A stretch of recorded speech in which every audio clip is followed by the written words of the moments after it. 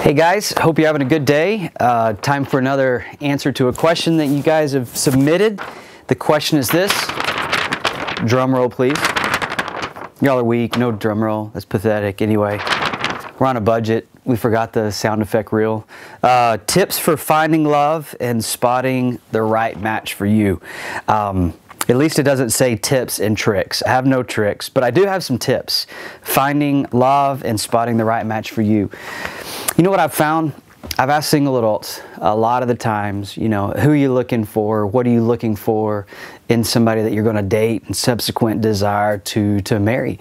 And they'll rattle off some of the things, girls want the tall, dark, and handsome, and the guys want Proverbs 31.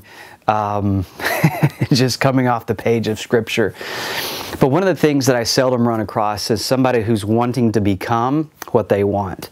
And I say that because really the tip for you is that you work on you. That you become a person ready for a dating relationship. That you become a person ready for marriage. You can't change other people. But when you start doing heart work, that means you start really praying and seeking the Lord to show you those things in your life, kind of in a prayer of introspection, but that you would ask the Lord, and when you ask the Lord to show you things in your life that are works in progress, that He begins to do a work in your life.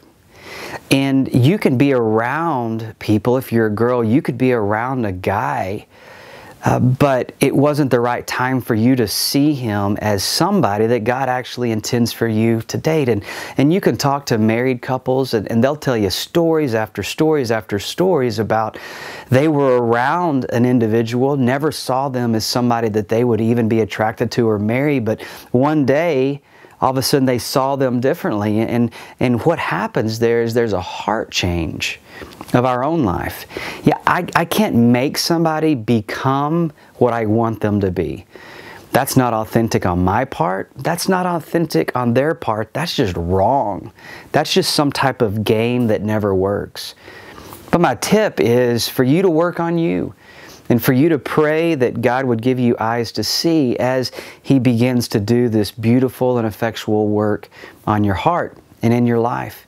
You never know who God is going to lead you to. It may not be the person that you expected. They may not even have the color of hair that you expected. They may not even have the background you expected.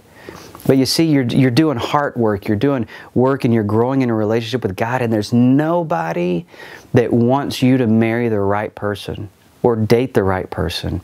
There's nobody who wants that more for you than God does. And you can trust Him with that. But as you're doing that heart work, also say, what is the fruit of my life? So what does my life produce? If my best friend was going to say, hey, you're a tree and you're this kind of tree, what would that fruit, what would your life produce?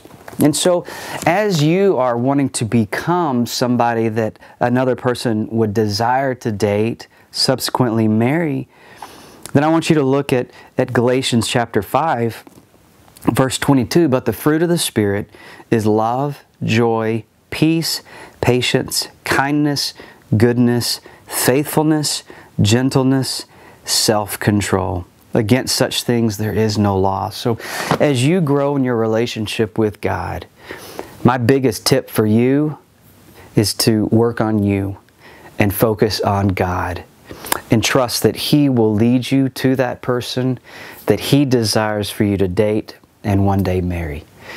May God's blessing be on you today. All right? Talk to you later. Bye.